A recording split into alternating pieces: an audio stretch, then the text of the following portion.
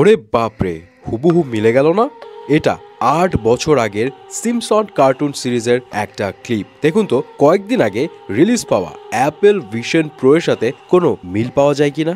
Time machine এখনো science fiction, পৃথিবীর কারো কাছে আছে বলে অন্তত অফিসিয়ালি কখনো জানায়নি, কিন্তু আমেরিকান একটা কার্টুন সিম্পসন, যার নির্মাতা ম্যাট গ্রেনিং, অনেকেরই ধারণা এই লোকের কাছে আছে কোনো একটা time machine. Middle class American family নিয়ে বানানো কার্টুন সিম্পসন এই সিরিজের ফার্স্ট এপিসোড টেলিকাস্ট হয় ১৯৮৯ সালের ১৭ই ডিসেম্বর, এবং এই কার্টুনটিতে এমন অনেক কিছুই দেখানো হয়েছে যা পরে আসলেই সত্যি সত্যি ঘটে গেছে। এমন কতগুলো ঘটনাই আজ আপনাদের জানাবো, যা শুনলে আপনারাও নিশ্চিত সুপার শকড হয়ে যাবেন। আর একদম শেষে যেটা দেখবেন তার জন্য নিশ্চিত আপনারা অনেকেই প্রস্তুত নন। শুরুতেই দুই ফেমাস আমেরিকান, সিগফ্রিড এবং রয়, এই দুই ভাই বিখ্যাত ছিল বাঘ নিয়ে সার্কাসে খেলা দেখানোর জন্য। ১৯৯৩ সালে সিম্পসনের এক এপিসোডে ফান করে